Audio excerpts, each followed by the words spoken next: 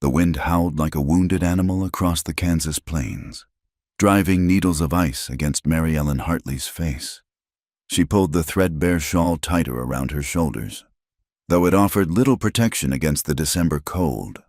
In her arms, 3-year-old Thomas whimpered softly, his small body pressed against her chest beneath the worn wool coat that had belonged to her late husband. "Hush now, sweet boy," she whispered through cracked lips, her breath forming white clouds in the frigid air. "Mama's going to find us somewhere warm." But even as she spoke the words, Mary Ellen knew they rang hollow. The eviction notice had been final. Mr. Garrett had waited exactly 2 months after Samuel's death before demanding the rent she couldn't pay. This morning, he'd stood in the doorway of the small cabin, watching with cold eyes as she gathered their meager possessions into a single carpet bag.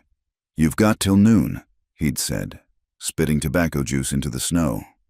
"After that, I'm boarding it up. Got a paying tenant coming tomorrow." Mary Ellen hadn't begged. She'd learned long ago that begging only fed the cruelty in men like Garrett. Instead, she'd wrapped Thomas in every piece of clothing he owned, tied her mother's quilt around them both, and walked out into the storm with her chin high. That had been 6 hours ago. Now, as darkness crept across the prairie and the temperature plummeted, her pride seemed a foolish luxury. Thomas had stopped crying an hour back, which frightened her more than his tears. His silence meant he was conserving energy, something no 3-year-old should know to do. The town of Cedar Ridge lay 5 miles behind them, but there was no going back. She'd already knocked on every door that might have shown mercy. The minister's wife had slipped her 2 biscuits and whispered an apology before closing the door. Mrs. Henderson at the boarding house had simply shaken her head. "No charity cases," she'd said. "Times are too hard." Mary Ellen's feet had gone numb inside her worn boots. Each step forward required conscious effort, her mind commanding muscles that no longer wanted to obey. The carpetbag dragged behind her in the snow, leaving a trail that the wind quickly erased. Samuel had been gone 10 weeks now. 10 weeks since the accident at the railroad camp where he'd found work after the drought killed their wheat crop. They'd brought his body back on a freight car, his beautiful face unmarked but his chest crushed by the iron rail that had slipped its chains. She'd buried him in the churchyard with the last of their savings, never imagining how quickly the world would turn cold without him. "Mama?" Thomas's voice was barely audible above the wind. "Yes, sweetheart?" "My fingers hurt." Mary Ellen's heart clenched. She stopped walking and knelt in the snow, setting down the carpetbag to rub his small hands between hers. His fingers were like ice, the tips faintly blue even in the fading light. "There now," she said, forcing warmth into her voice. "Better," he nodded, though she could see the lie in his solemn brown eyes. Samuel's eyes. The wind picked up, driving snow horizontal across the empty landscape. Mary Ellen stood, lifting Thomas higher against her chest. Her arms screamed in protest, but she ignored them. Somewhere ahead lay the Peterson Ranch, or maybe the McGraw spread. She couldn't remember which came first on this road. Both were miles away still, and neither rancher knew her well enough to guarantee shelter. But she had to try. The alternative was unthinkable. Her mother's voice echoed in her memory. "A lady maintains her dignity, Ellen, no matter the circumstances." But what dignity was there in freezing to death on the prairie? What dignity in leaving her son an orphan? The quilt slipped from her shoulders, and she struggled to pull it back with numb fingers. Thomas stirred against her. "Story? Mama?" "Of course, sweet boy." Her voice cracked. "Once upon a time, there was a brave little prince who lived in a warm castle." She spun the familiar tale as they trudged forward, her voice growing hoarse. The story was one Samuel had told, about adventure and heroism and happily ever after endings. Thomas knew every word, sometimes whispering along with her, but tonight he remained silent, and Mary Ellen felt the weight of him growing heavier in her arms. Not because he was truly heavier, but because her strength was failing. Her knees buckled twice before she caught herself. The third time, she went down hard, twisting to protect Thomas from the impact. They landed in a drift, snow exploding around them. For a moment, she lay there, Thomas clutched to her chest, staring up at the darkening sky. The wind seemed quieter here, muffled by the snow walls around them. It would be so easy to stay, to close her eyes and let the cold take them. Samuel would be waiting, wouldn't he? And surely God would forgive a mother who had tried everything. "Mama, get up." Thomas's small hand patted her cheek. "Please, Mama." The touch jerked her back. Mary Ellen struggled to her feet, muscles screaming, and gathered Thomas close again. No, she would not give up, not while breath remained in her body. "That's my brave boy," she whispered. "We're going to be fine, just a little farther." She couldn't feel her feet anymore, which was almost a blessing. Each step was an act of pure will. The world narrowed to the next footfall, the next breath, the warm weight of her son. Time lost meaning.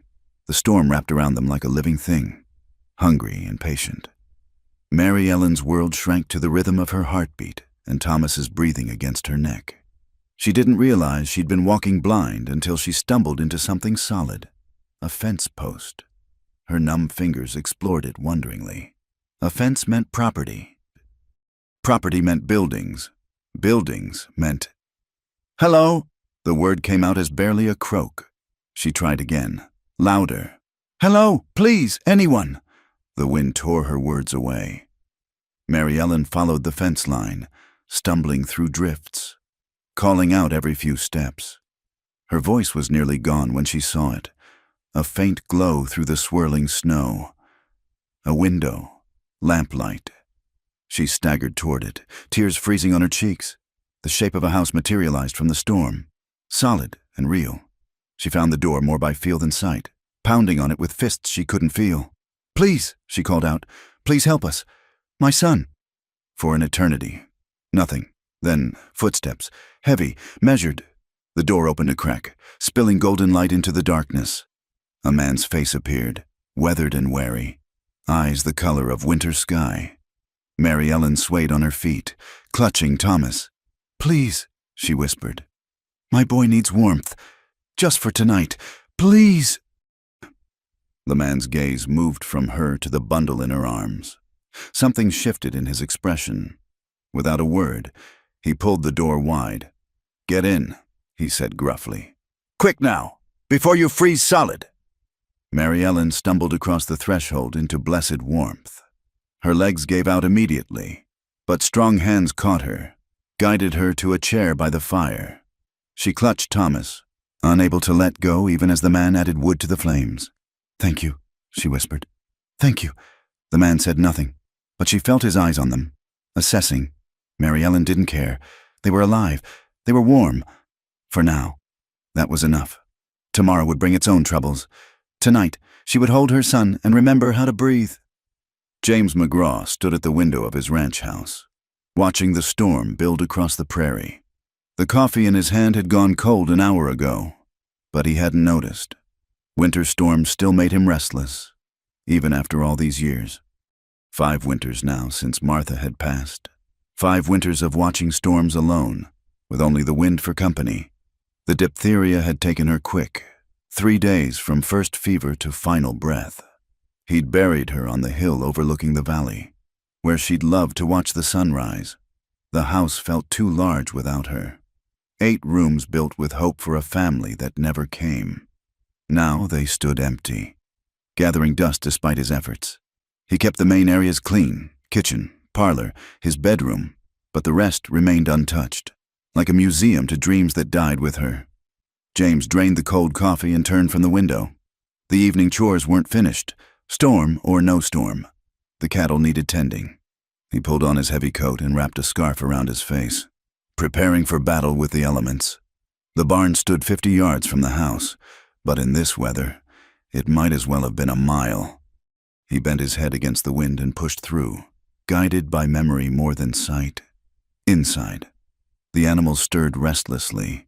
They could sense the storm's fury. "Easy now," he murmured, moving down the line of stalls. His voice had grown rusty from disuse. Days could pass without him speaking to anyone but the horses and cattle. Just a bit of weather. We've seen worse. His prize bull, Abraham, snorted and pawed the ground. James checked the water troughs, breaking the thin layer of ice that had already formed. The barn was solid.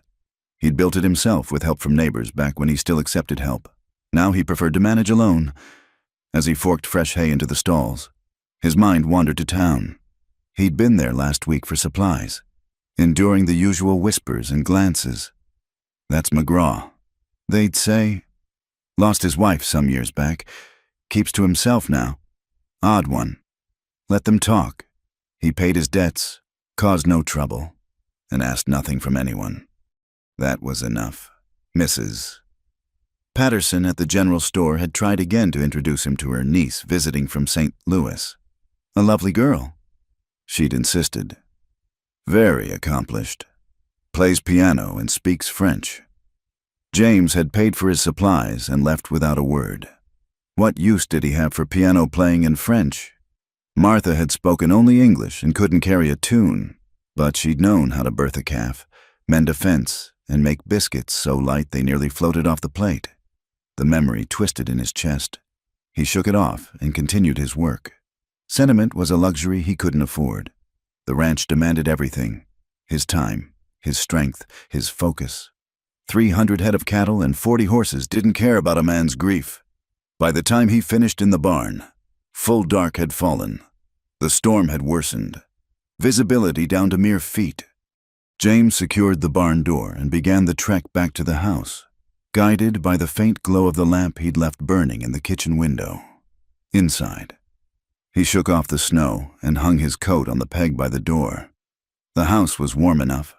He kept the fires going more for practicality than comfort. Frozen pipes were harder to fix than split wood was to burn. Supper was the same as always. Beans, salt pork, cornbread. He ate mechanically, standing at the kitchen counter. The large dining table sat empty, its polished surface reflecting the lamplight. Martha had insisted on that table, big enough for the 6 children she'd planned to give him. After washing his plate, James settled into his chair by the fire with the week-old newspaper from town. He'd read it twice already, but it passed the time. The clock on the mantel ticked loudly in the silence. Some nights, the loneliness pressed down like a physical weight. Tonight was one of them. Maybe it was the storm, or maybe it was the approaching anniversary of Martha's death. Either way, the empty house seemed to echo with absence. He'd considered selling, moving somewhere without memories. California, maybe, or Oregon. But this land was in his blood now. Every fence post, every building, every improvement bore his mark. He'd carved this ranch from raw prairie with his own hands. Leaving would be like cutting off a piece of himself. The townspeople thought him strange for living alone, but they didn't understand. He'd tried hiring help after Martha died. Young Tom Bradley had lasted 2 months before the isolation drove him back to town. Miguel Santana had stayed nearly a year, but eventually left for a ranch closer to his sweetheart. James didn't blame them. The McGraw Ranch sat 15 miles from Cedar Ridge, with the nearest neighbor 5 miles distant. In winter, a man could go weeks without seeing another soul. It took a particular kind of person to endure that solitude. He was that kind of person now, shaped by necessity and grief into something hard and self-sufficient. He rose before dawn, worked until after dark, and fell into bed too exhausted for dreams. It wasn't much of a life, but it was his. The clock chimed 9. James folded the newspaper and banked the fire for the night. Tomorrow would bring more of the same chores. Cattle, silence. He'd grown used to the routine, found comfort in its predictability. As he headed for the stairs, something made him pause. A sound, barely audible over the wind. He stood still, listening. There, again. It might have been his imagination, but it sounded almost like a pounding at the door. Faint, desperate. James frowned. No one would be out in this weather. The nearest ranch was miles away, and the road to town would be impassable. Still, the sound came again, more urgent now. He returned to the door. hand hesitating on the latch. His rifle stood in the corner. It paid to be cautious, even in bad weather. But something about the pounding spoke of desperation rather than threat. James cracked the door open, squinting against the driving snow. A figure stood on his porch, swaying like a tree in the wind. No, two figures. A woman, clutching a bundle to her chest. "Please," she gasped. "My boy needs warmth, just for tonight. Please." In the lamplight, he could see her face, young, exhausted, blue with cold. Ice crystals clung to her eyelashes and hair. The bundle in her arms stirred weakly. A child. James didn't hesitate. He pulled the door wide. "Get in, quick now, before you freeze solid." The woman stumbled inside and collapsed into the chair by the fire. She held the child like she'd never let go, her whole body shaking with cold and exhaustion. James added wood to the fire, building it higher than he had in years. "Thank you," she whispered. "Thank you." He said nothing, studying them in the firelight. The woman's clothes were decent but worn, patched in places. The child, a boy, maybe 3 or 4, was wrapped in so many layers he looked like a bundle of rags. Both were dangerously cold. James had seen men freeze to death in storms like this. It didn't take long once the shaking stopped. He fetched blankets from the chest, wrapping them around the pair. The woman tried to protest as he gently pried the child from her arms. "You need to warm up properly," he said, his voice rough from disuse. "Both of you. Can't do that holding him." She released the boy reluctantly. James settled him in the other chair, checking his fingers and toes for frostbite. The child watched him with solemn brown eyes, but didn't speak. "What's his name?" James asked. "Thomas." The woman's teeth chattered. "Thomas Michael Hartley. I'm Mary Ellen Hartley." Hartley. The name was vaguely familiar. James retrieved the kettle from the stove, pouring hot water into 2 cups. He added a generous amount of sugar to both. They needed the energy. "Drink," he ordered, pressing a cup into her hands. Slowly. She obeyed, wincing as the warmth hit her throat. The boy, Thomas, reached for his cup with both hands. James steadied it for him, watching to make sure he didn't burn himself. "The Peterson Ranch?" Mary Ellen asked between sips. "Or McGraw?" "McGraw," James confirmed. "James McGraw." Something flickered in her eyes. Recognition, perhaps, or relief. "They said in town. They said you lived alone out here." "I do." She didn't ask why, for which he was grateful. The color was returning to her cheeks. Though she still shivered, Thomas had curled up in the chair, already half asleep despite the strange surroundings. "We won't trouble you long," Mary Ellen said. "Just until the storm passes. Then we'll be on our way." James looked at her torn boots, the threadbare shawl, the exhaustion etched in every line of her face. They had nowhere to go, that much was clear. But he didn't challenge her words. Morning would be soon enough for truth. "You'll sleep upstairs," he said. "Second room on the right. Bed's made up." It was Martha's sewing room, the one place he kept ready out of habit. Mary Ellen's eyes widened. "We couldn't. The floor here by the fire would be—" "Upstairs," he repeated firmly. "The boy needs proper rest." She looked like she might argue, then glanced at Thomas and nodded. "You're very kind, Mr. McGraw." "Kind?" James turned away. He was many things, but kind wasn't one of them. This was simple practicality. He couldn't turn a woman and child out to die in a storm. Martha would have haunted him forever. As he helped them upstairs, carrying the sleeping boy while Mary Ellen followed on unsteady legs, James tried not to think about how the house suddenly felt less empty. Come morning, they'd leave, and the silence would return. That was as it should be, as it had to be. But tonight, for the first time in 5 years, there would be life in the old rooms again. The storm raged for 2 more days. James woke the first morning to find snow piled halfway up the windows, and the wind still howling like a pack of wolves. He dressed quietly and made his way downstairs, trying not to think about the occupied room down the hall. The kitchen was cold. The fire burned down to embers. He rebuilt it quickly, setting coffee to boil and mixing biscuit dough. His hands moved through the familiar motions while his mind wrestled with the unprecedented situation. Guests. He hadn't had guests since Martha's funeral. A board creaked overhead. James looked up, listening to the soft footsteps moving across the floor. A few minutes later, Mary Ellen appeared on the stairs, her hair hastily pinned and dress wrinkled from sleep. "Mr. McGraw," she said, pausing uncertainly. "I didn't mean to sleep so late. The storm." "Still blowing," he confirmed. "Coffee's ready." She descended the rest of the stairs, movements careful as if she might break something. In the morning light from the kitchen window, he could see her more clearly than he had the night before. Young, maybe 27 or 28, fine-boned features that spoke of better times, hands that showed hard work. "Thomas?" he asked. "Still sleeping." A ghost of a smile touched her lips. "He hasn't slept so sound in weeks." James poured coffee into 2 cups, sliding one across the table to her. She wrapped her hands around it gratefully. They stood in awkward silence, the storm filling the gaps in conversation. "I can help with breakfast," she offered. "And the housework. I won't be a burden while we're here." "No need," James said automatically, then caught himself at her expression. Pride. He recognized it, having plenty of his own. "But if you're inclined, I won't stop you." She moved into the kitchen space with the ease of long practice, finding what she needed without asking. Soon, the smell of frying bacon joined the biscuits in the oven.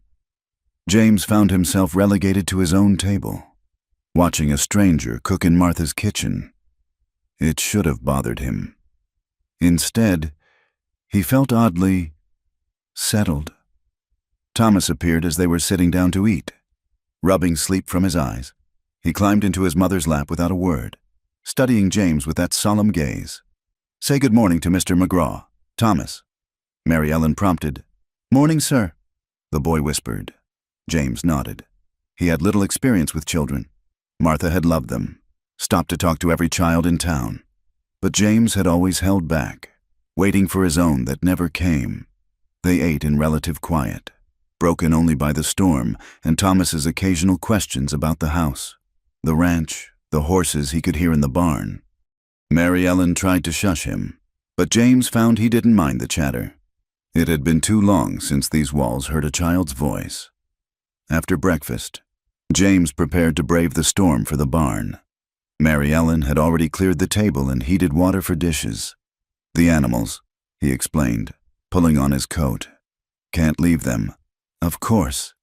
She paused, then added quietly, "We'll be gone as soon as the storm breaks. I promise we won't overstay." James looked at her, this proud woman in a patched dress, trying so hard to maintain dignity. Through the window, the storm showed no signs of weakening. "We'll see what tomorrow brings," he said, and headed into the white fury outside. The barn work took longer than usual, fighting through drifts and frozen latches. By the time he returned, the house smelled of bread baking and soup simmering. Mary Ellen had been busy. The kitchen gleamed, and she'd even tackled the layer of dust in the parlor. "You didn't have to do all this," James said, snow still melting from his coat. "Idle hands," she replied simply. "Thomas helped. He's good at carrying things." The boy beamed at the praise, and James felt something shift in his chest. Dangerous. That feeling. He couldn't afford to get attached to temporary guests. That evening, they sat by the fire while the storm continued its assault. Mary Ellen had found Martha's mending basket and was darning socks without being asked. Thomas played quietly with some wooden spoons, making up stories about horses and cowboys.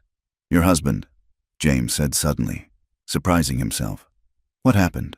Mary Ellen's hand stilled. "Railroad accident. 10 weeks ago, a load of rails broke loose. I'm sorry. Samuel was a good man. We had 3 years together." She resumed her stitching. "The landlord gave me 2 months. That ended yesterday."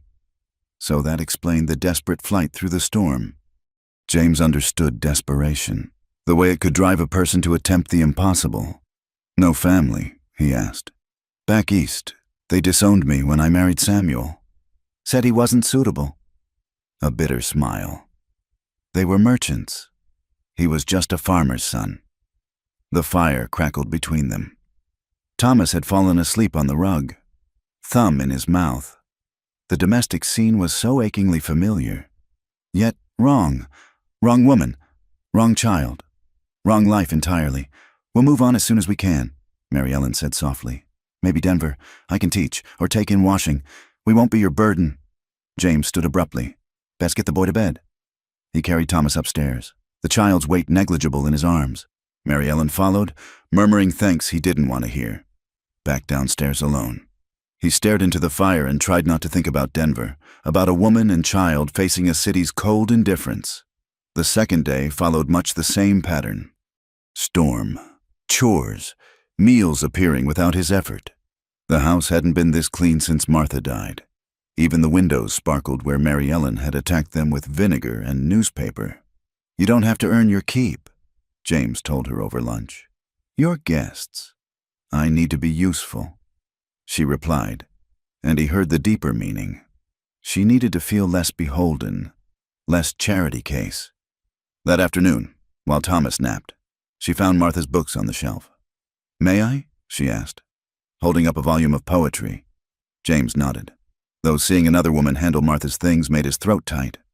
Mary Ellen read quietly, occasionally sharing a line that struck her. Her voice was educated, refined. Teaching might indeed be an option, if she could find a position.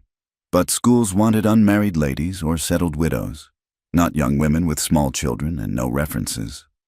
James knew how the world worked. Mary Ellen probably did too, beneath her determined optimism. The storm began to weaken that night. Through breaks in the clouds, stars appeared briefly before being swallowed again. By morning, James predicted, travel would be possible. After Thomas was in bed, Mary Ellen lingered by the fire. You've been very kind, Mr. McGraw. I don't know how to thank you. No thanks needed. She studied him, this taciturn man who'd taken in strangers without question. Your wife. How long? 5 years. The words came hard. Diphtheria.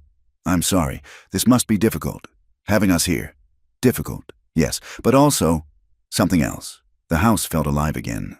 Purposeful. Tomorrow it would return to echoing emptiness, but tonight it sheltered a family again, even if they weren't his. Storm's breaking, he said, instead of answering. Should be clear by morning. Mary Ellen's face went carefully blank. Of course, we'll leave first thing. If you could perhaps direct us toward Denver.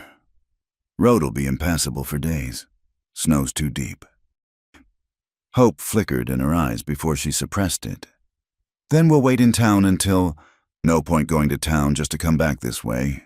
Makes more sense to wait here. The words emerged without his permission. Few more days won't matter. Mr. McGraw, I couldn't... Practical matter, he interrupted. Nothing more. But watching relief wash over her features, James knew he was lying to himself. It wasn't practical at all. It was the first impractical thing he'd done in 5 years. Mary Ellen retired soon after, murmuring another round of thanks. James remained by the dying fire, listening to the storm's death throes. In a few days, the road would clear. She'd take her boy and chase dreams of Denver teaching positions. He'd return to his solitude.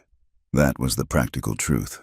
The impractical truth was that he was already dreading the silence their departure would bring. But that was his burden to bear, not hers. The storm might be ending, but James suspected his ordered world had already been forever disturbed by a woman and child who'd stumbled out of the snow and into his carefully guarded life. The fourth day dawned clear and bitter cold. James stood at the kitchen window, coffee in hand, watching the sun glitter on the snow-covered prairie. The drifts were still deep, but a determined traveler could make it to town now. By tomorrow, certainly. Behind him, Mary Ellen worked at the stove, preparing breakfast as she had each morning since arriving. Thomas sat at the table, swinging his legs and humming tunelessly. The domestic sounds should have grated on James's nerves. Instead, he found himself dreading their absence. Mr. McGraw, Mary Ellen said quietly. I've been thinking, we should leave today. The weather's cleared and roads are still dangerous." He didn't turn from the window. "Drifts could swallow a person whole, but we've imposed enough. You've been more than generous." James set down his cup with deliberate care. The words that had been building in him for days suddenly demanded release. He turned to face her, this woman who disrupted his orderly existence. "I need a wife." The words fell into the kitchen like stones into still water. Mary Ellen's hand froze on the skillet handle. Thomas stopped humming. I beg your pardon." James forced himself to continue, though every instinct screamed at him to stop. "This ranch needs a woman's hand. I need help with the house, the cooking, the work. You need a home for your boy. It's a practical arrangement." Mary Ellen's face had gone pale. She set the skillet aside with shaking hands. "Mr. McGraw, I'm grateful for your kindness, but I couldn't." "I'm not talking about love." The word tasted foreign on his tongue. "I had that once. Not looking for it again. This would be a business arrangement. You'd have a home, security, everything the boy needs. I'd have help running this place."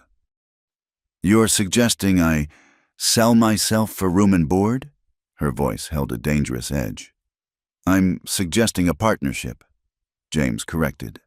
"Legal marriage, yes, but based on mutual need, not sentiment. You'd be Mrs. McGraw. With all the rights and respect that carries, this would be your home, not a workplace." Thomas had gone very still, sensing the tension though not understanding it. Mary Ellen pulled him against her side protectively. "This is absurd," she said. "We've known each other 4 days. I knew Martha 6 months before we married. Didn't make the marriage any stronger." James kept his voice level. "I'm not a young man given to fancy. Mrs. Hartley, I know what I need, and I suspect you know what you need. Question is whether we can meet those needs honestly." Mary Ellen sank into a chair, one arm still around Thomas.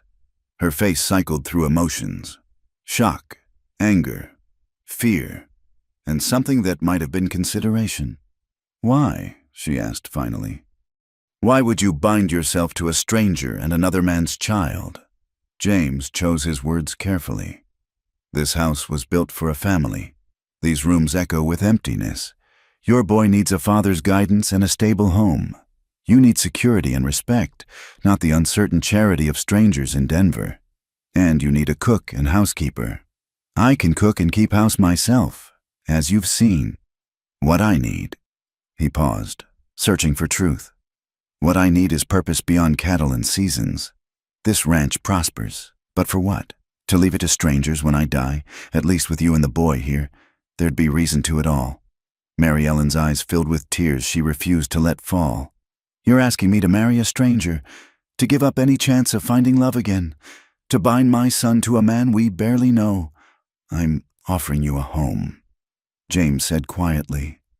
"Not just shelter, but a true home. The boy would have my name, inherit this land. You'd have independence, not servitude. As for love," he shrugged. "You're young. You might find it again someday.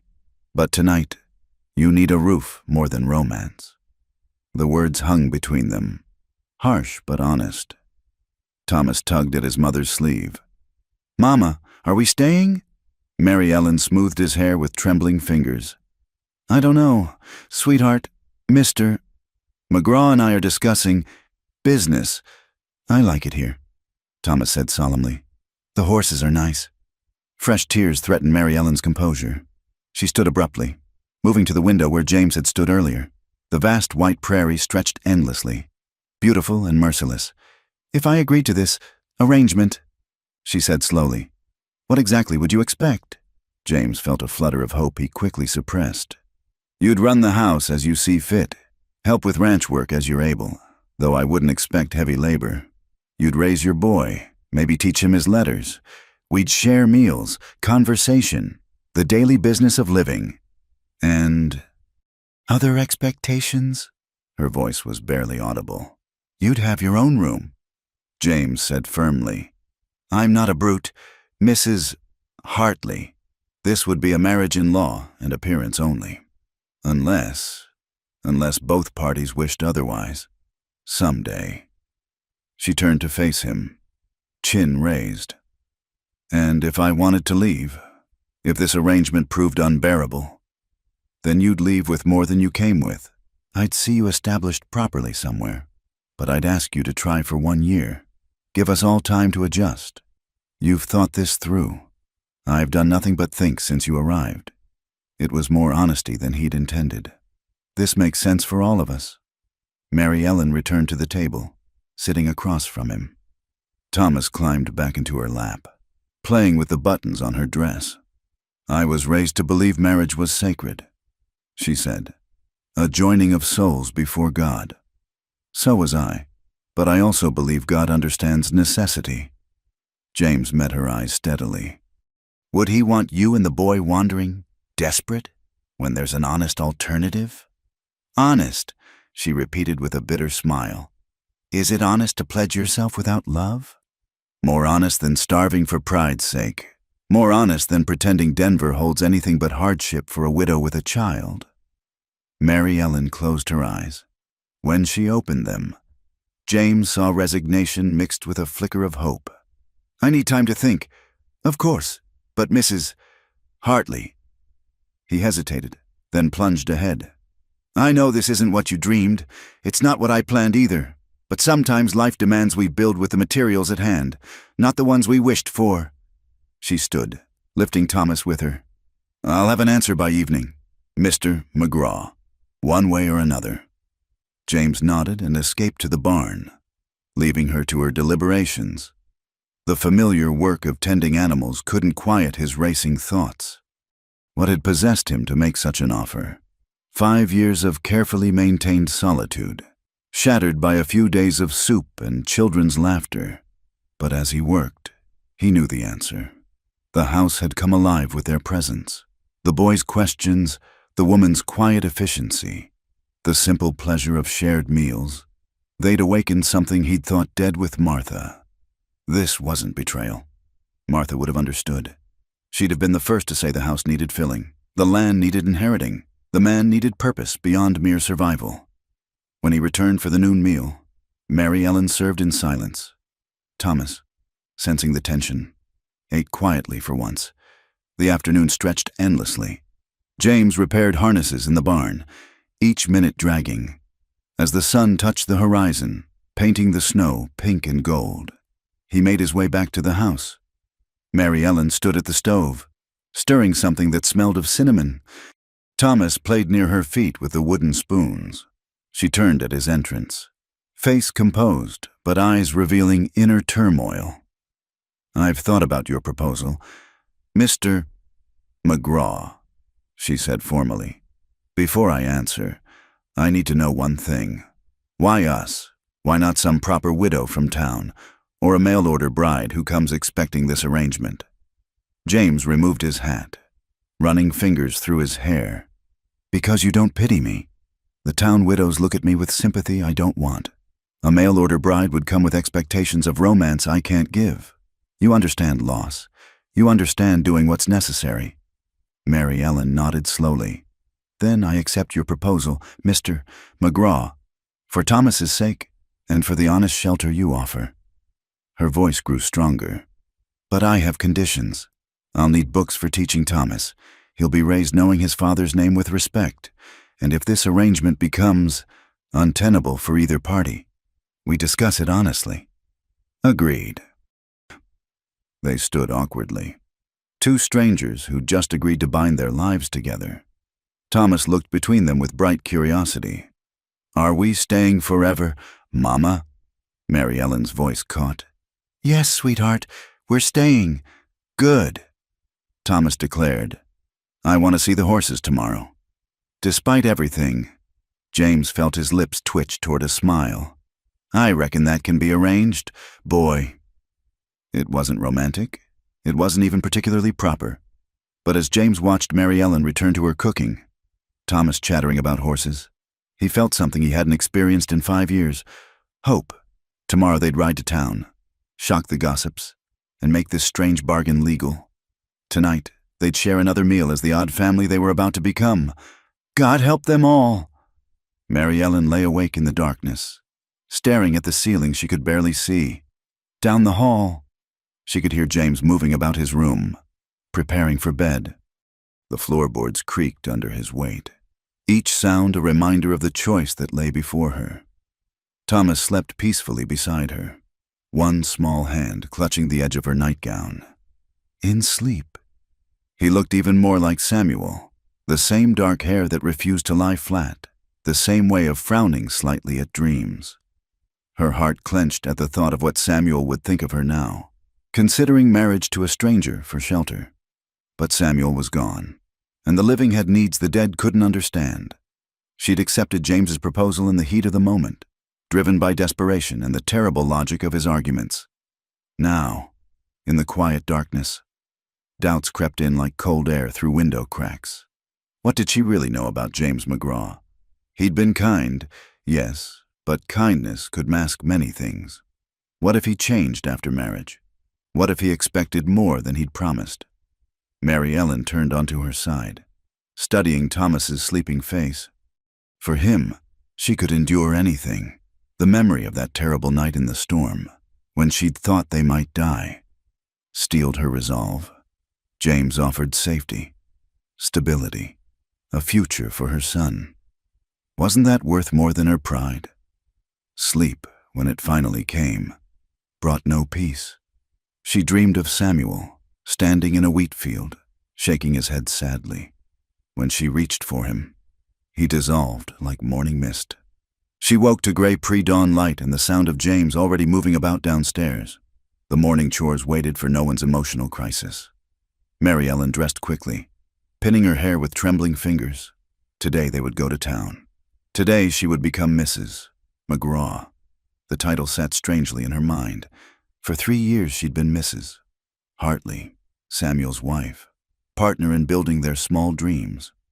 Now she would take another man's name, sleep under another man's roof, cook at another woman's stove, Martha's stove. The thought hadn't occurred to her before, but this house bore another woman's imprint. How had Martha arranged the dishes? What had she planted in the garden now buried under snow? Mary Ellen would be living in a ghost's shadow. Downstairs, James had coffee ready and biscuits warming. He looked up as she entered, and she saw her own uncertainty reflected in his eyes. Second thoughts? He asked quietly. Third and fourth thoughts, she admitted, but my answer stands. He nodded, returning his attention to his coffee. They moved around each other carefully, two people aware they were about to become yoked together, yet still essentially strangers. Thomas woke cheerful, excited about the promised trip to town.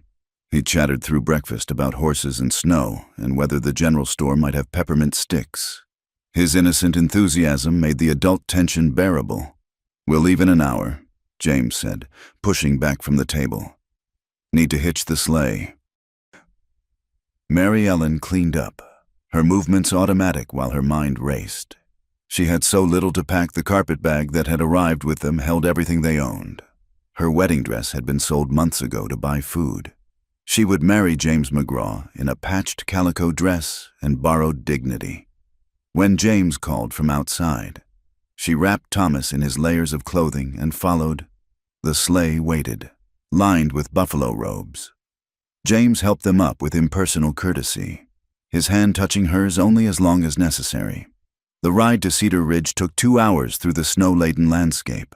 Thomas sat between them, providing a buffer and distraction with his constant questions. Mary Ellen found herself grateful for the child's presence. Without him, the silence would have been unbearable. As they neared town, her anxiety increased. People would talk. A widow barely 2 months bereaved, marrying a recluse she'd known less than a week. The scandal would feed gossip for months. They'll have opinions, James said, as if reading her thoughts. Let them. Their opinions don't pay bills or put food on tables. Easy for him to say. Men's reputations survived what would ruin a woman. But Mary Ellen raised her chin. She'd made her choice. Cedar Ridge appeared around a bend, smoke rising from chimneys into the cold air. The main street showed signs of life, horses tied to posts, people moving between buildings. Several heads turned as their sleigh passed. Mary Ellen kept her eyes forward, though she felt the weight of stares. James pulled up before a small building she recognized as the parsonage.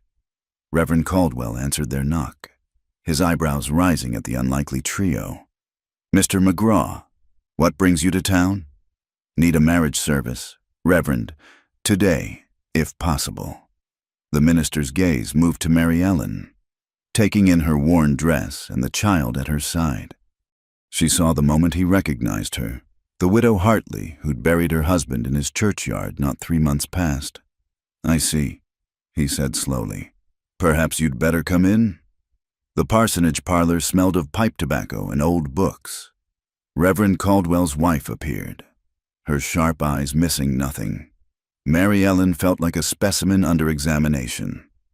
"This is quite sudden," the Reverend said once they were seated. "Mrs. Hartley, are you certain this is what you want?" "Yes." Her voice came out steadier than she felt. "Mr. McGraw has offered us a home and security. I've accepted. And this is of your own free will? You're under no duress?" James stiffened beside her, but Mary Ellen touched his arm lightly. "No duress, Reverend.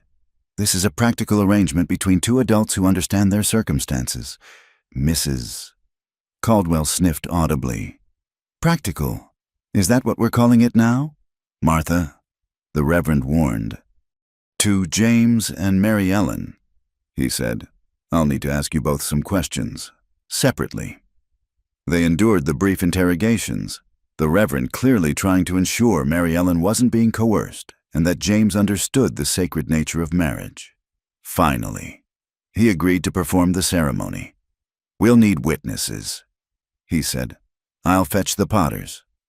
"Mrs." Caldwell announced, though her tone suggested she'd rather fetch the sheriff. "They're discreet." While they waited, Mary Ellen sat very still, Thomas fidgeting beside her. This was happening. In minutes, she would bind herself to a man she barely knew, in a town that would judge her for it, for reasons that had everything to do with survival and nothing to do with love. The Potters arrived, an elderly couple who ran the feed store. They asked no questions, though Mrs. Potter gave Mary Ellen a sympathetic look that nearly undid her composure. The ceremony itself was brief. They stood before the minister, Thomas between them, speaking words that should have been sacred but felt more like a business contract. James's voice remained steady throughout. Mary Ellen's trembled only once, when promising to honor and obey. "Do you have a ring?" Reverend Caldwell asked. James produced a simple gold band from his pocket. Not new. It had the worn softness of age. Martha's ring. Mary Ellen realized with a jolt. He slipped it onto her finger, where it hung loose. She'd lost weight since Samuel's death. "I now pronounce you husband and wife," the Reverend concluded, though he looked as if the words pained him.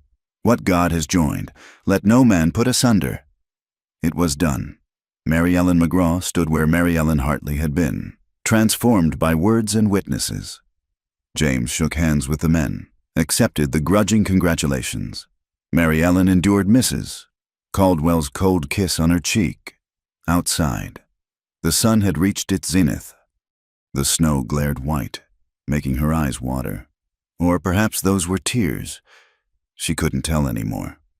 "The general store," James said. "You'll need supplies. Cloth for dresses. Books for the boy. We can afford what's necessary." He interrupted. "You're Mrs. McGraw now. You'll dress accordingly." At Patterson's general store, the news had already spread. Conversation stopped when they entered. Mrs. Patterson herself came forward, her expression a mix of curiosity and calculation. "Mr. McGraw and Mrs. McGraw. Is it now?" "Yes," James said firmly. "My wife needs fabric for clothing and books suitable for teaching a young boy." The next hour passed in a blur. Mary Ellen found herself selecting fabric she wouldn't have dared dream of as the widow Hartley.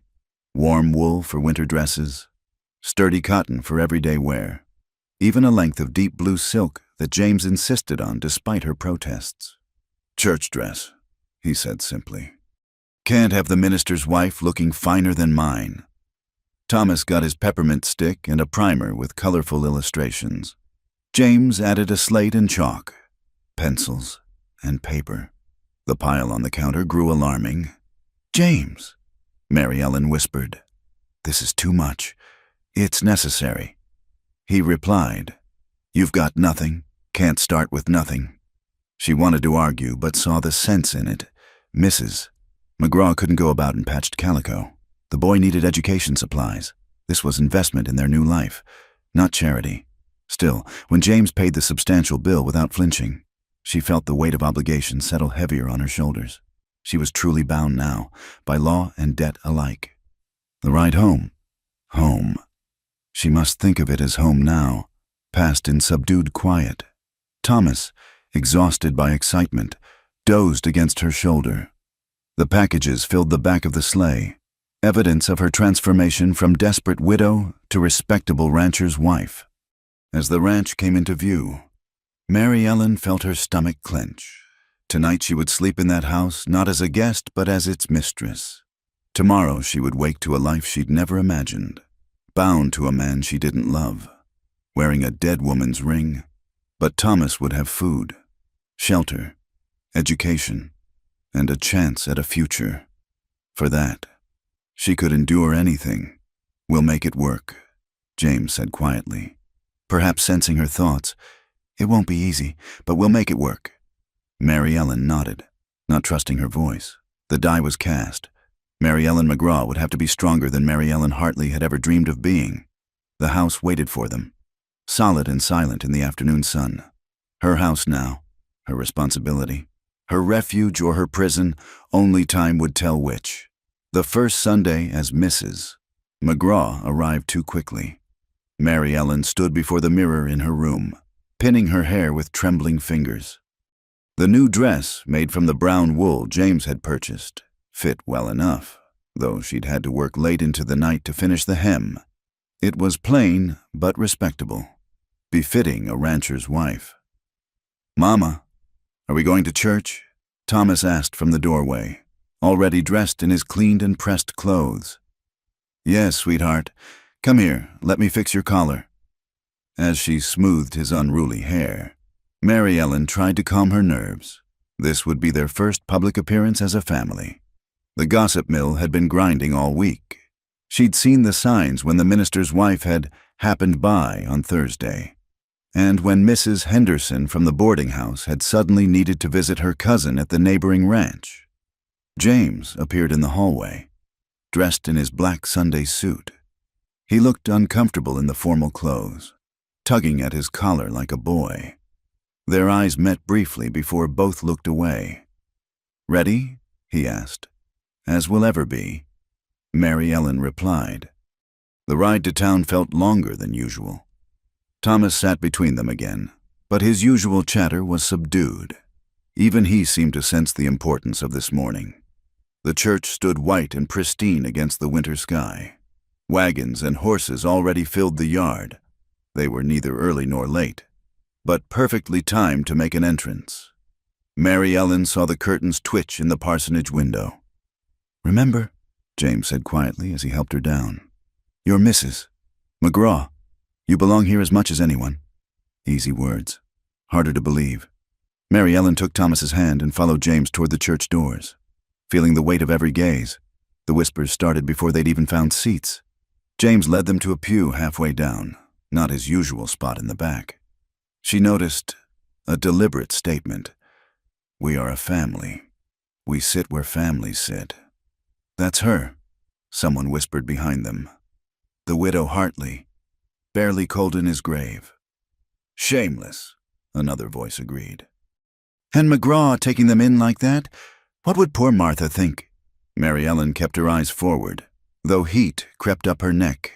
Beside her, James sat rigid as stone. Thomas pressed closer to her side, sensing the hostility. Reverend Caldwell entered and the congregation settled, though Mary Ellen could still feel the stares burning into her back. The opening hymn rose around them. Voices joined in praise that felt anything but charitable. The sermon topic, chosen with pointed deliberation, she was certain was the sanctity of marriage. Reverend Caldwell spoke at length about holy bonds, patience in grief, and the dangers of decisions made in haste. Mary Ellen endured it with her chin high, though each word felt like a stone thrown at her dignity. After the service, the true trial began. The congregation filed out slowly, everyone wanting a closer look at the scandal in their midst. Mary Ellen kept Thomas close, following James's lead as he nodded to neighbors with his usual taciturn manner. Mr. McGraw. Mrs. Patterson materialized before them, her friends flanking her like soldiers. And Mrs. McGraw. How interesting to see you here. Mrs. Patterson.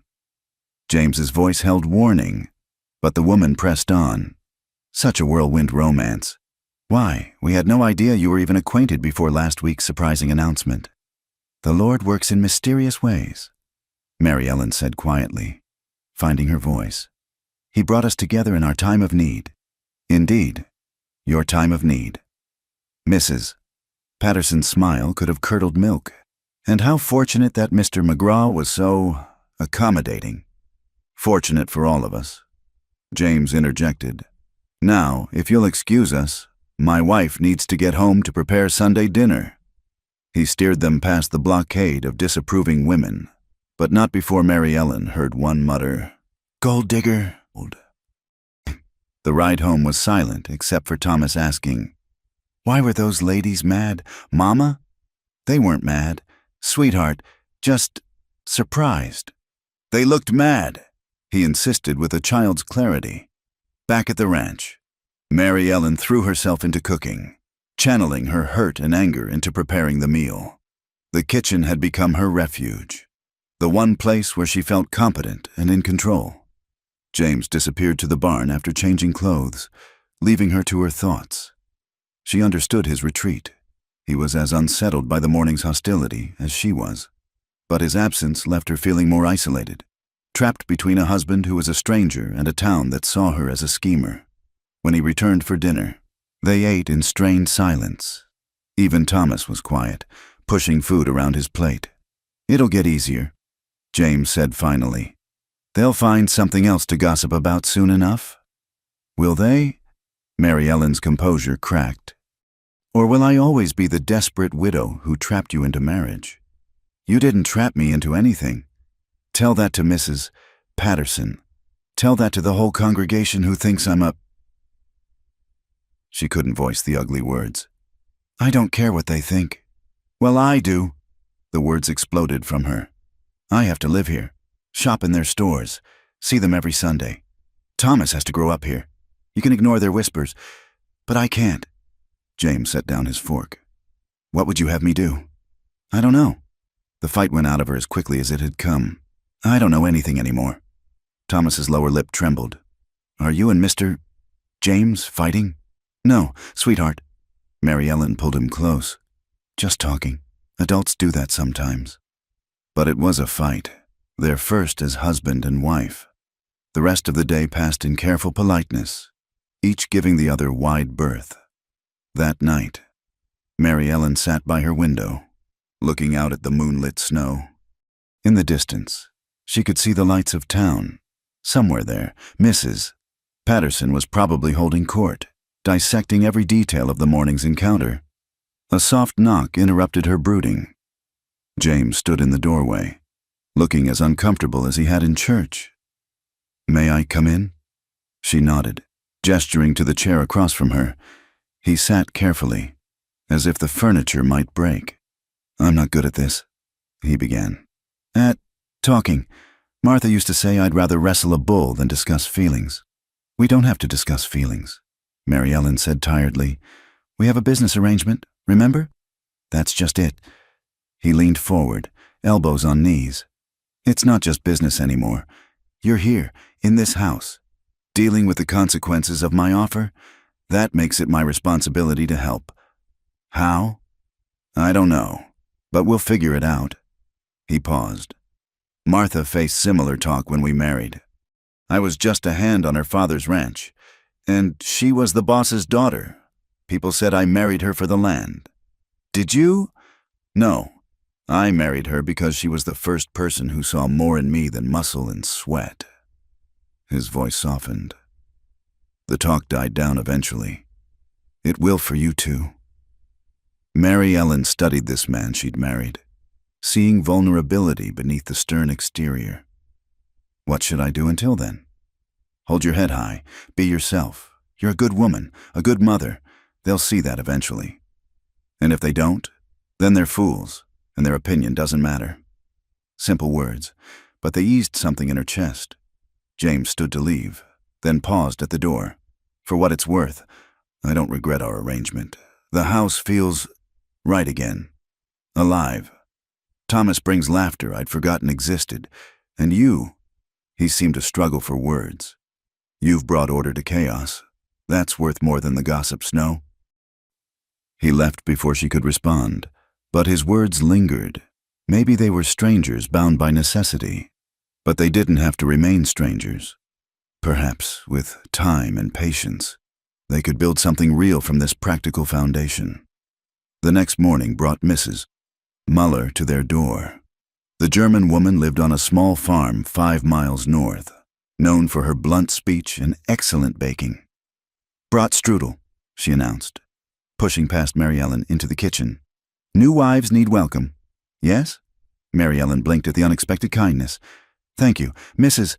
Muller, would you like coffee?" "Coffee is good." The older woman settled at the table like she belonged there. "You ignore the witches in town, bitter old birds with nothing better to do than peck at others."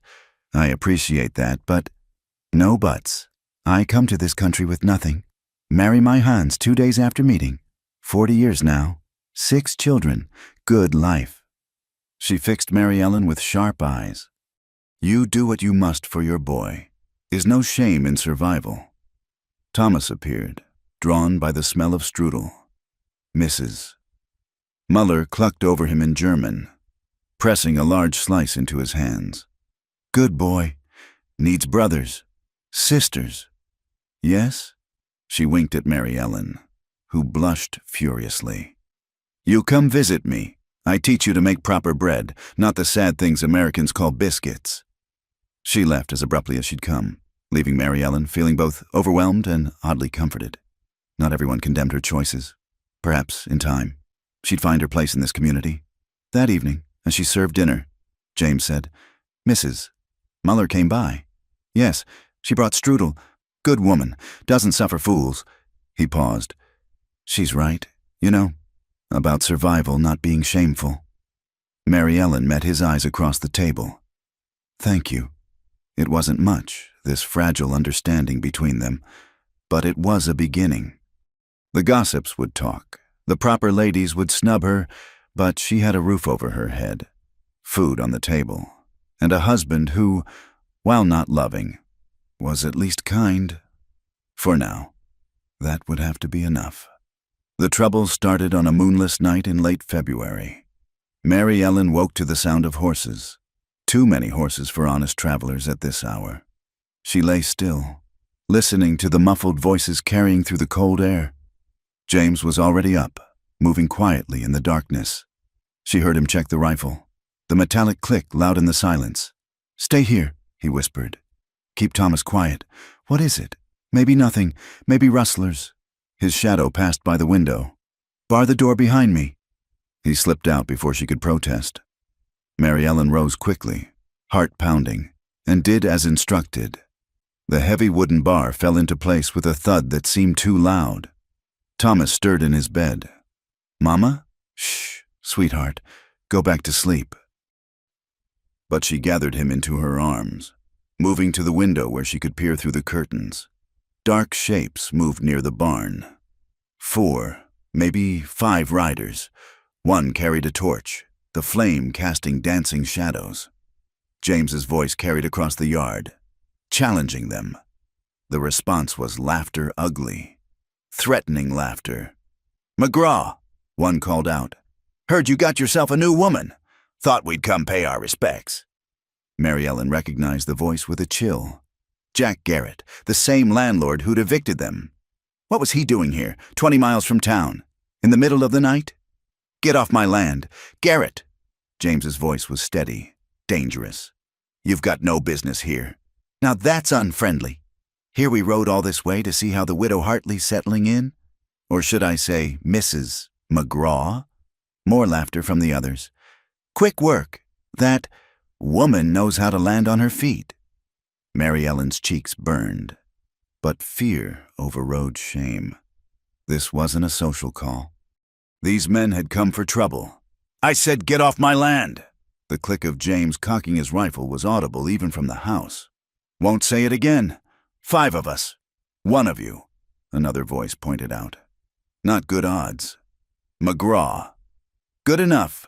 I'm defending my home. You're just raiders in the night. Sheriff will see it my way. Sheriff's a long way off, Garrett said. Lot can happen before he gets here. Your barn, for instance. Awful dry timber. 1 spark. The man with the torch waved it meaningfully. Mary Ellen's blood ran cold. The barn held their livestock, their hay supply, everything they needed to survive until spring. You burn my barn. You hang for it, James said flatly. Every last one of you. Maybe, maybe not, but your stock will still be dead, won't they? Your hay gone. How's that new wife going to like scratching through winter with nothing? Garrett's voice turned uglier. Course, she could always come work off the dead. I've got a place in town needs tending. The implications in his tone made Mary Ellen's stomach turn. Thomas whimpered in her arms, sensing her distress. She set him down gently, decision crystallizing. James couldn't face 5 men alone. Stay here, she whispered to Thomas. Hide under the bed and don't come out until Mama says. Mama, no, do as I say, now. She waited until he'd scrambled under the bed, then retrieved the shotgun from above the mantel. Samuel had taught her to shoot, insisted on it. The frontier's no place for a woman who can't defend herself. He'd said. Mary Ellen checked the load, took a deep breath, and unbarred the door. She stepped onto the porch, shotgun raised. That's close enough, Mr. Garrett. All eyes turned to her. In the torchlight, she could see Garrett's surprise morph into an ugly smile. Well, the widow's got spine after all. The widow's got buckshot, Mary Ellen corrected, keeping her voice steady despite her racing heart. And at this range, I can't miss. First man moves toward that barn, gets both barrels. You won't shoot, one of the riders scoffed. Women don't. Mary Ellen shifted her aim slightly and fired 1 barrel into the ground near his horse. The animal reared, nearly unseating him. The blast echoed across the prairie. That was a warning, she said, swinging the gun back to Garrett. Next one won't be. You've only got 1 shot left, Garrett pointed out, though he looked less certain now. 1's enough for you. Your friends might get James, might burn the barn, but you'll be dead. That worth it to you? All this because I couldn't pay rent on a shack not worth half what you charged? James had moved during the distraction, positioning himself better. My wife's right. Garrett, you'll be the first to fall. Your friends here willing to explain to the sheriff why they're riding with a dead man? The other riders exchanged glances. Mary Ellen could see their resolve wavering. Garrett might have talked them into some mischief, but murder was another matter. This isn't over, Garrett snarled. You can't watch every night, can't guard every head of cattle. Accidents happen on the range. They do, James agreed. Like when rustlers get shot stealing stock, or when buildings in town catch fire. Your saloon's awful close to the blacksmith shop. All those sparks. The threat hung in the air. Garrett's face contorted with rage, but he yanked his horse around. Let's go. We've wasted enough time here. The riders wheeled and galloped off into the darkness. Mary Ellen kept the shotgun raised until the hoofbeats faded.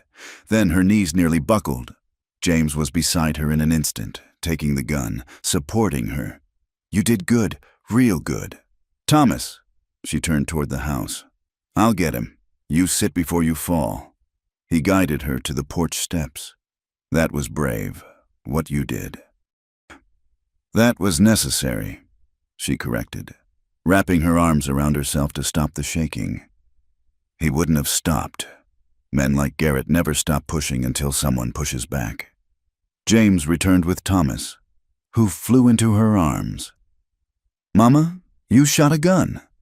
Yes, sweetheart. Sometimes we have to protect what's ours. They spent the rest of the night in the parlor, James keeping watch while Mary Ellen dozed fitfully in the chair. Thomas curled in her lap as dawn broke, painting the sky pink and gold. The prairie remained peaceful. They won't be back, James said, setting aside his rifle. Garrett's a coward at heart, likes easy targets. You showed him we're not that. We need to tell the sheriff. We will. I'll ride to town today. File a complaint. Won't do much good. It's our word against theirs, but it'll be on record. Mary Ellen stood, stretching stiff muscles. I'll make breakfast. Mary Ellen. James caught her arm gently. What you did last night. Not many women would have had the courage. Not many women have as much to lose. She looked down at Thomas, who'd fallen back asleep. I won't let anyone threaten my son's safety. Not Garrett. Not anyone. Our son, James corrected quietly. I'm filing papers to formally adopt him. Make it legal. He's a McGraw now, entitled to everything that means. Mary Ellen's eyes filled with tears she refused to shed. James, thank you. He cleared his throat, uncomfortable with emotion as always. It's practical, saves complications later, but she saw through the gruff words to the gesture beneath. He was claiming them, protecting them not just with guns, but with law and name.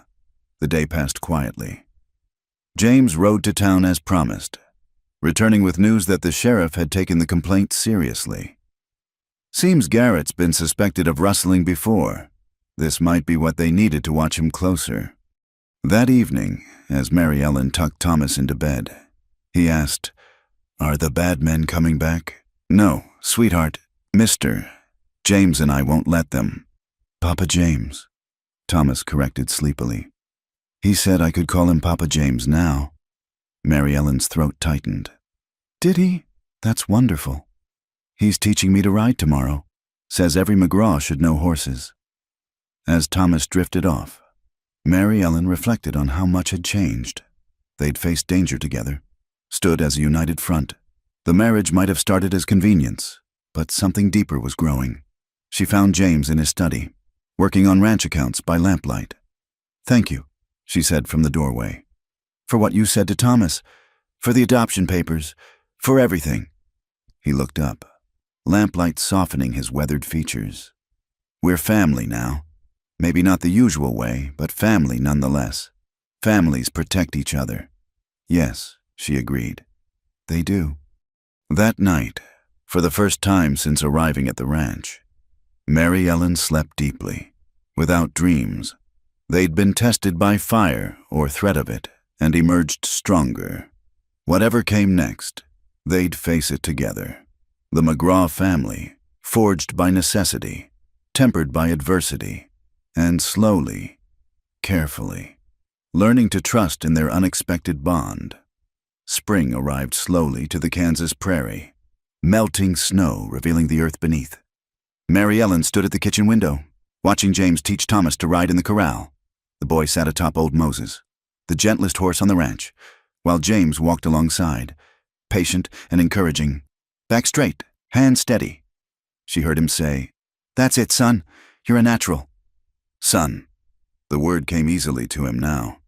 3 months after that night with Garrett's men, the adoption papers had been filed, making it official. Thomas Michael McGraw, heir to 300 acres of prime grassland and a future his real father could never have provided. Mary Ellen's hand went unconsciously to her stomach. Soon there would be another McGraw to think about, though she hadn't told James yet. She was waiting for, what, the right moment, the courage, or perhaps for certainty about what it meant for their unusual marriage. The change had been gradual, somewhere between fighting off rustlers and working side by side through the remnants of winter. The careful distance between them had begun to close. James still kept his own room, still maintained the boundaries of their agreement, but his eyes lingered on her now across the dinner table. His hand sometimes brushed hers when she passed him coffee, and neither pulled away as quickly as before. Mama, look, Thomas called out, waving from atop the horse. I'm riding. I see you, sweetheart. You're doing wonderfully. Hmm. James looked up at her voice, and their eyes met across the yard. A smile, rare but becoming less so, touched his lips. Mary Ellen felt warmth bloom in her chest that had nothing to do with the spring sun. The sound of approaching horses drew their attention. 2 riders coming up the trail, moving with purpose. James lifted Thomas down from Moses, his hand moving automatically to check for the pistol at his hip. Old habits from Garrett's visit died hard, but as the riders drew closer, Mary Ellen recognized them. Sheriff Morrison and his deputy. James met them at the gate. She couldn't hear the conversation, but she saw his body tense, then relax. He nodded, shook the sheriff's hand, and watched them ride away. When he returned to the house, his expression was thoughtful. What did they want? Mary Ellen asked, setting coffee before him. Garrett's in jail. They caught him with a running iron and 20 head of Baker's cattle. He'll hang for it. Mary Ellen sank into a chair, relief washing over her. Then it's over. The threats, the worry. It's over, James confirmed. He reached across the table, covering her hand with his. We're safe. The we resonated between them. Not you and the boy. We, our family, our home. James, she began, but Thomas burst through the door, full of excitement about his riding lesson. And the moment passed. That evening, after Thomas was in bed, Mary Ellen found James on the porch, watching the sunset paint the sky crimson and gold. She joined him, pulling her shawl tight against the cooling air. Pretty night, she offered. Martha loved this time of day, he said quietly. Said it was God's way of showing off. It was the first time he'd mentioned his late wife without pain tightening his features. Mary Ellen took it as a sign of healing. Tell me about her, she said softly. If you want to. James was quiet so long she thought he wouldn't answer. Then, she was nothing like you. Loud where you're quiet, reckless where you're careful. She'd have charged out with that shotgun, laughing, daring them to test her. A smile ghosted across his face. You planned your shots, made them count, different kinds of brave. You miss her, every day, but, he turned to look at her. The missing doesn't hurt like it did. Used to feel like drowning. Now it's more like remembering summer from the middle of winter. Sweet, but distant. Mary Ellen understood. Samuel's memory had taken on that quality too, cherished, but no longer crushing. She'd have liked you, James continued. Would have said I was a fool to wait so long to remarry. She was practical that way. Hated waste of any kind, especially wasted years. These years weren't wasted. You were grieving. Maybe, or maybe I was hiding. He shifted to face her fully. Mary Ellen, I need to say something. This arrangement we have, it's not what I thought it would be. Her heart stuttered. If you want to change the terms, I do. The words hung between them like morning mist. But not the way you're thinking. I'm not asking you to leave. I'm asking you to stay, really stay, as my wife, not just in name. Mary Ellen couldn't breathe.